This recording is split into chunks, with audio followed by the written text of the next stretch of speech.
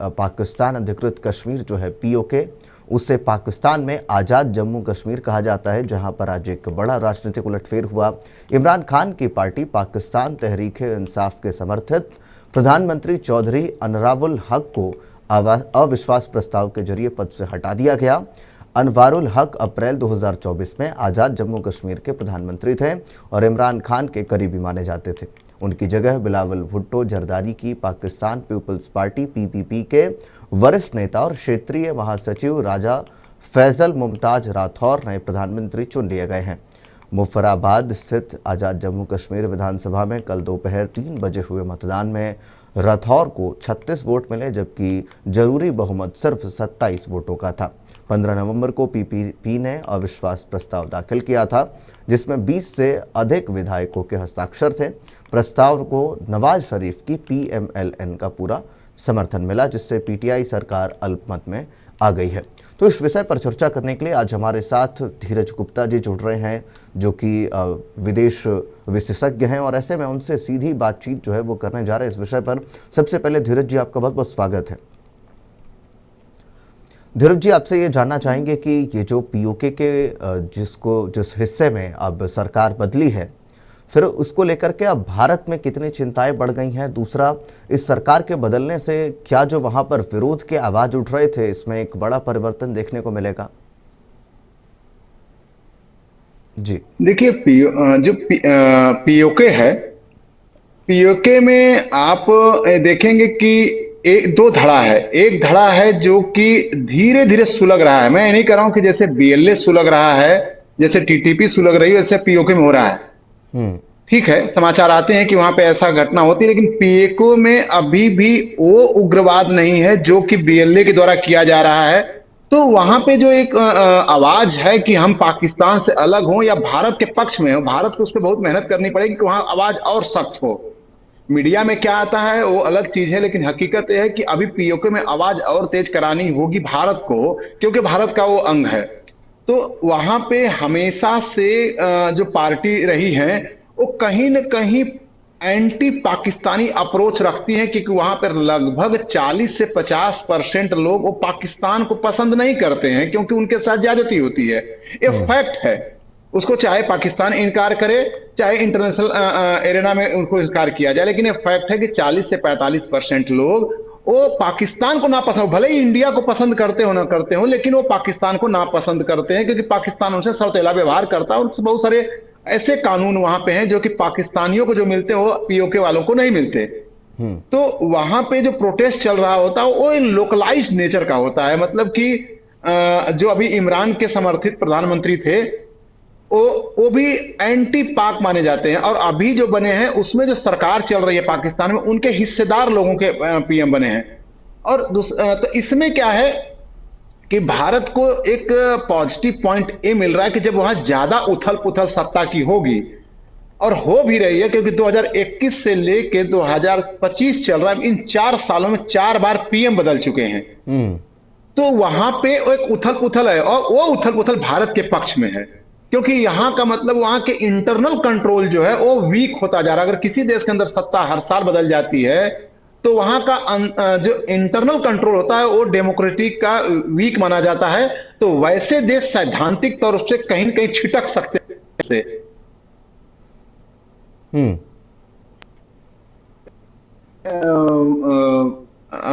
समाचार है।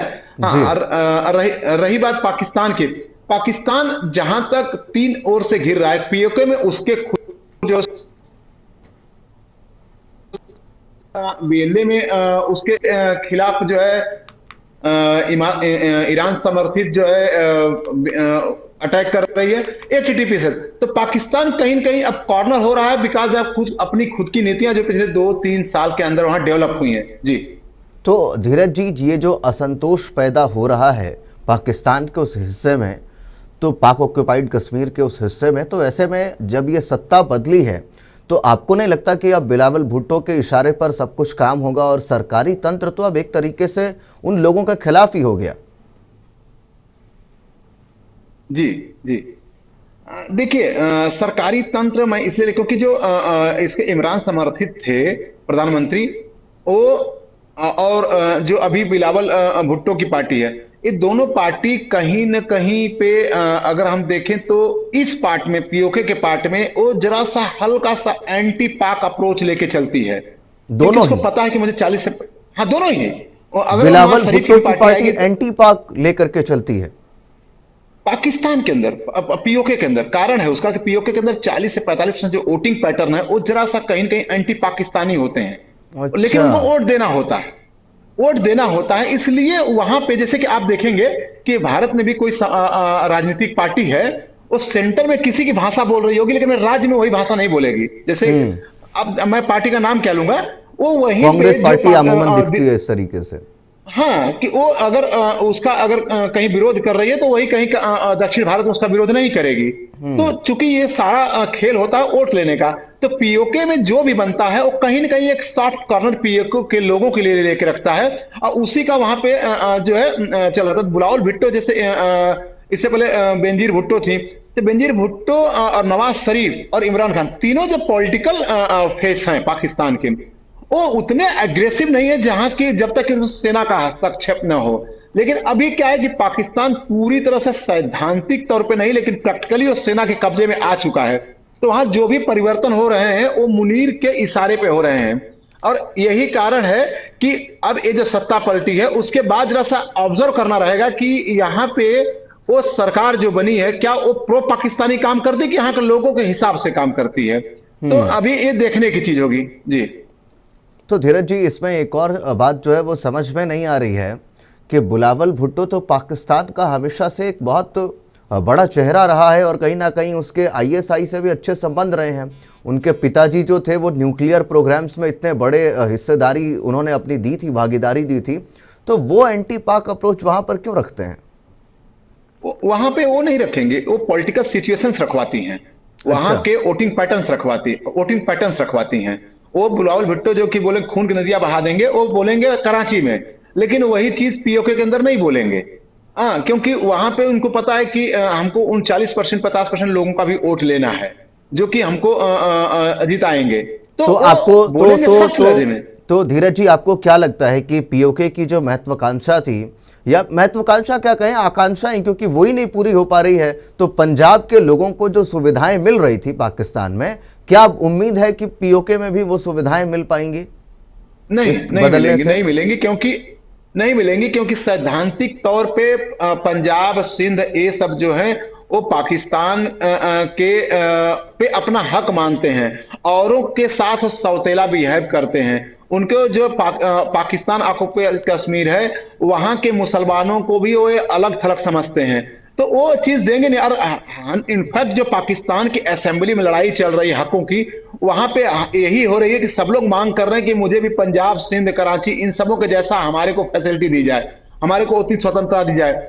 जो पाकिस्तान कर नहीं पा रहा है। और जो बड़े पॉलिटिकल घराने हैं वहां के, वो पंजाब सिंध में जैसे कि नवाज शरीफ का परिवार है, एक्चुअली ये लोग बहुत बड़े उद्योगपति हैं, पाकिस्तान के 5वें 6ठे सबसे धनी आदमी हैं ये लोग, इंडस्ट्रियलिस्ट हैं। तो इन लोगों का पूरा परिवार, जैसे भारत में भी कुछ पारिवारिक दल देखे जाएंगे कि वो पिछले 40 से 50, जब से मैंने होश संभाला है तब से वो सत्ता में है, और कोई भी उनकी पार्टी में सदस्य हो, वोट देने वाले, उनके कोई भी जाति हो या बिरादरी हो, लेकिन सत्ता और हस्तांतरण नहीं किसी पार्टी के उसी बिरादरी को नहीं करेंगे।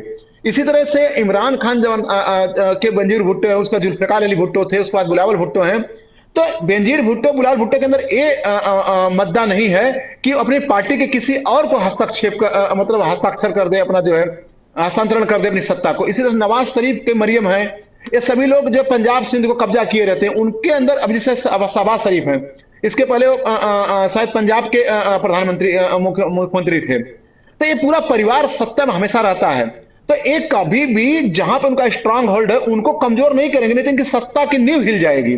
तो एक कभी देंगे नहीं, इसीलिए पीओके में और पख्तूनवा में और बलूचिस्तान में ये पंगे चलते रहेंगे, वहां पे छोटी मोटी लड़ाइयां और बड़ी लड़ाइयां चलती रहेंगी। धीरज जी, समय का अभाव है, इसलिए एक आखिरी सवाल लूंगा कि इससे भारत पर क्या असर पड़ने जा रहा है, भारत के बॉर्डर्स पर क्या असर पड़ने जा रहा है, फिर उसके बाद हम लोग समापन की ओर बढ़ेंगे जी। देखिए, भारत पर असर जो पड़ेगा इस पीओके वाले का कम पड़ेगा, क्योंकि पीओके में जो है भारत की प्रो एक मुहिम चलती है वहां पे, और सत्ता बदलना बार बार भारत के लिए अच्छा है, लेकिन ओवरऑल जो पाकिस्तान में साल 1.5 साल चेंजेज हो रहे हैं वो भारत के लिए शुभ नहीं है, क्योंकि चाहे नवाज शरीफ हो, चाहे शहबाज शरीफ हो, चाहे इमरान की पार्टी हो, चाहे बेनजीर भुट्टो की पार्टी हो, अगर सिविलियन गवर्नमेंट अगर रहती है तो भारत के लिए अच्छा है। वो व्यापार भी होते हैं, बातचीत भी होती है और उनका सोच एक लाइन ऑफ थॉट डिफरेंट होता है। लेकिन अभी क्या है कि 2 साल से बहुत पाकिस्तान में स्ट्रक्चरल चेंजेज आए हुए हैं, जैसे कि वहां पे जो 273 का कानून बदला गया है वो चौथी बार बदला गया है 4 साल के अंदर।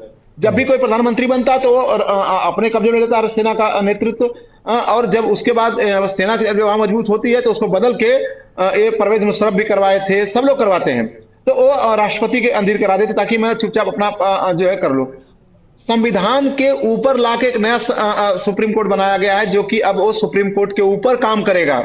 और फील्ड मार्शल फील्ड जो chief of the defence forces बना दिया गया है, जो कि आजीवन उनको किसी भी, जैसे राष्ट्रपति को होती है, राज्यपाल को होती है कि उनको किसी गलती के लिए सजा नहीं दी जाएगी, संवैधानिक संरक्षण रहता है, उस तरह से वहां के आर्मी जनरल। तो वहां पे अब धीरे धीरे मैं देख रहा हूं कि पूरी तरह से आर्मी का शासन हो गया है।